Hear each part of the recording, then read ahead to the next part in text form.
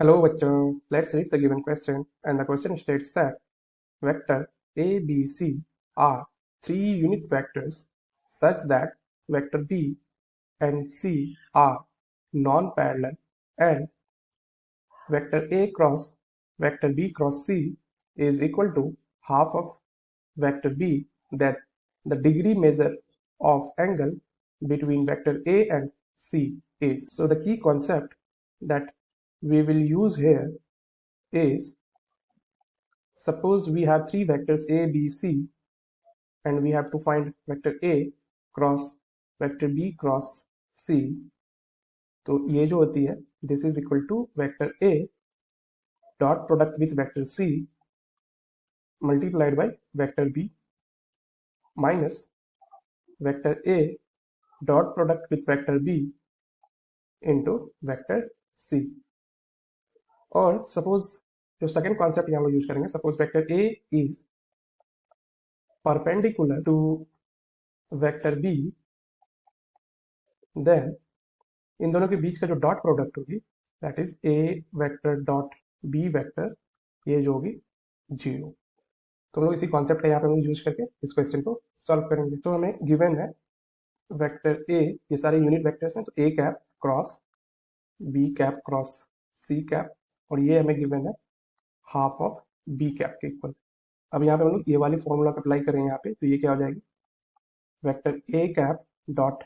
Vector C cap times vector B cap minus vector A cap dot vector B cap into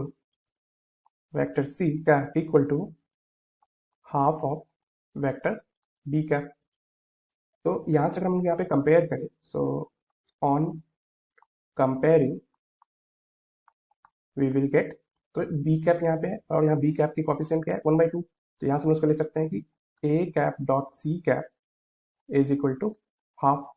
and since यहाँ C cap है but right hand side में C cap नहीं है, तो that means हम इसको लिख सकते हैं कि A cap dot B cap जो है दैट इज इक्वल टू 0।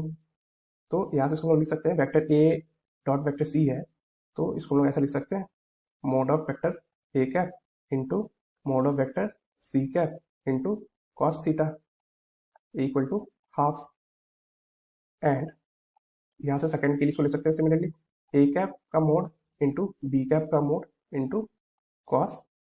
5 मान लेते हैं, कॉस 5 इक्वल टू 0। तो यहाँ 5 जो है वो वेक्टर ए और बी के बीच की एंगल है और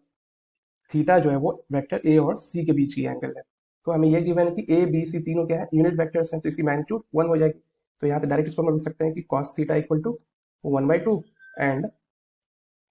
कॉस 5 इक्वल टू 0। तो यहाँ से थीटा की वैल्यू जो हो जाएगी that will be equal to, cos 60 की वैल्यू होती है 1/2, तो ये हो जाएगी 60 डिग्री, एंड कॉस 90 की वैल्यू होती है 0, तो यहाँ से फाई की वैल्यू जो हो जाएगी दैट विल बी 90 डिग्री। सो हमें बतानी है किसके किसके बीच का एंगल, ए और सी के बीच के एंगल, और ए और सी के लिए हम लोग ये वाली टर्म यूज किए हैं। तो ए और सी के बीच एंगल थीटा है और थीटा की वैल्यू 60 डिग्री, तो यहाँ लिख सकते हैं हम लोग hence angle between vector A and vector C is equal to 60 degree,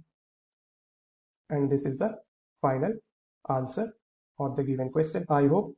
you understood the solution. Best of luck. Thank you.